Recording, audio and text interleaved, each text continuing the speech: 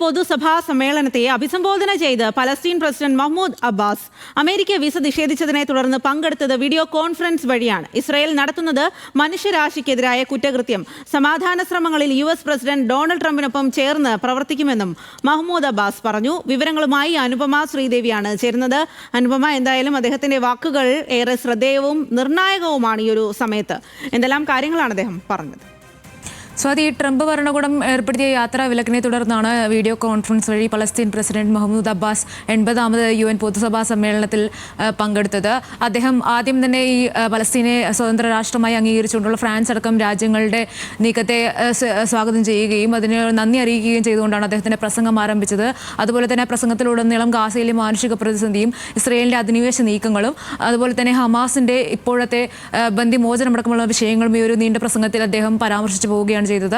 ഈ ഗാസയിലേത് ഈ ഒരു 20-21 നൂറ്റാണ്ടുകളിലെ ഏറ്റവും വലിയൊരു മാനുഷിക പ്രതിസന്ധിയായി ചരിത്രത്തിന്റെ താളുകളിലും അതുപോലെ തന്നെ ലോക മനസാക്ഷിക്ക് മുന്നിലും അടയാളപ്പെടുത്തുന്നു. അതുപോലെ തന്നെ ഇസ്രയേൽ നടത്തുന്നത് ഒരു കേവല ആക്രമണമല്ല, വംശഹത്യയാണ്. അതുപോലെ തന്നെ മനുഷ്യരാശിക്ക് തന്നെ എതിരായിട്ടുള്ള ഒരു വലിയ കുറ്റകൃത്യമാണ് ഇസ്രയേൽ ചെയ്യുന്നതെന്നും മഹ്മൂദ് അബ്ബാസ് ഈ ഒരു സഭയെ അഭിസംബോധന ചെയ്തുകൊണ്ട് പറയുകയുണ്ടായി. അതുപോലെ തന്നെ ഇപ്പോൾ കഴിഞ്ഞ ആഴ്ചകളിലാണ് UN പലസ്തീൻ ദുരാഷ്ട്ര പരിഹാരം മുന്നോട്ട് വെച്ചുകൊണ്ടുള്ള പ്രമേയം അവതരിപ്പിക്കപ്പെട്ടത്. ഈ ഒരു ദുരാഷ്ട്ര പരിഹാരത്തിൽ അടിസ്ഥാനപ്പെടുത്തിയിട്ടുള്ള സമാധാന ശ്രമങ്ങൾക്ക് US പ്രസിഡന്റ് ഡൊണാൾഡ് ട്രംപുമായി ചേർന്ന് പ്രവർത്തിക്കുമെന്നും മഹ്മൂദ് അബ്ബാസ് പറഞ്ഞു.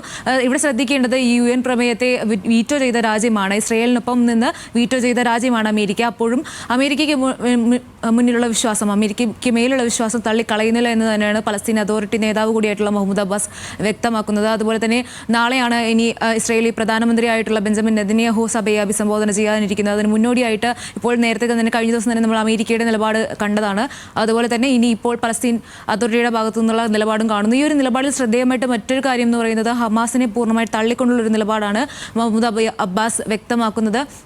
ഈ യുദ്ധാനന്തര ഗാസയിൽ ഹമാസിന് യാതൊരു വിധത്തിലുമുള്ള ഭരണപരമായ പങ്കാളിത്തം ഉണ്ടായില്ല എന്ന് അദ്ദേഹം സഭയിൽ പറയുന്നു. ഇത് പ്രധാനമായിട്ടും അമേരിക്ക അടക്കം മുന്നോട്ട് വയ്ക്കുന്ന സമാധാന ശ്രമങ്ങളിലെ പ്രധാനപ്പെട്ട ഒരു വ്യവസ്ഥയാണ്. ഹമാസിന്റെ ഭാവി എന്തായിരിക്കും, യുദ്ധം അവസാനിക്കുകയാണെങ്കിൽ ഹമാസിന്റെ ഭാവി എന്തായിരിക്കും എന്നുള്ളത് വ്യക്തമായി 2023 ഒക്ടോബർ 7 ഹമാസിന്റെ ആക്രമണങ്ങളെ തള്ളിപ്പറഞ്ഞ മഹ്മൂദ് അബ്ബാസ് ഈ ഒരു സാധാരണക്കാർക്ക് നേരെയുള്ള ഹമാസിന്റെ ആക്രമണങ്ങളെ ഒരു തരത്തിലും പലസ്തീന്റെയോ പലസ്തീൻ ജനതയുടെയോ വികാരത്തിന് അനുസൃതമായിട്ടുള്ളതല്ല, താല്പര്യങ്ങൾക്ക് അനുസൃതമായിട്ടുള്ളതല്ല എന്നും അദ്ദേഹം പറഞ്ഞു വെക്കുന്നു.